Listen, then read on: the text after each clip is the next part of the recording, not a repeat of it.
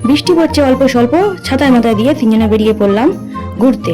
যাচ্ছি রবীন্দ্র সরোবর, মানে দ্বিতীয় রবীন্দ্র সরোবর। চলে আসলাম সরকারি বাসে চেপে রবীন্দ্র সরোবরে।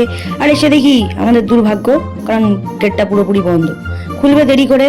অবশেষে ঢুকতে পারলাম ভেতরে। আর এই দ্বিতীয় রবীন্দ্র সরোবরটি আছে হচ্ছে দমদম, দমদম স্টেশন না, বিধাননগর থেকে কিছুটা আসলেই বাংলোর থেকে দমদম পর্যন্ত। যারা ভিতরে এসে তারা জানে ভালো করে কতটা সুন্দর ভেতরটা। বৃষ্টি ভেজে রাস্তায় হাঁটতে লাগছে বেশ ভালো। আর একেবারে চলে আসলাম রাত্রেবেলা কেক কাটার পর্বতে, কারণ হচ্ছে দাদা বৌদির 4th বিবাহ বার্ষিকী, তাই জন্য দুজনে মিলে ছাদে এসে কেক কাটলো। রাতের অন্ধকারে ফোনের ফ্ল্যাশ লাইট জেলে ছাদের মধ্যে কেক কাটতে লাগে ভীষণই মজা।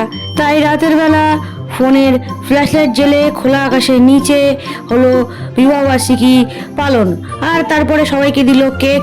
আর এই যে আমার বডি বিল্ডার ভাই দাঁড়িয়ে আছে হাফ প্যান্ট পরে ফোনের লাইট জেলে।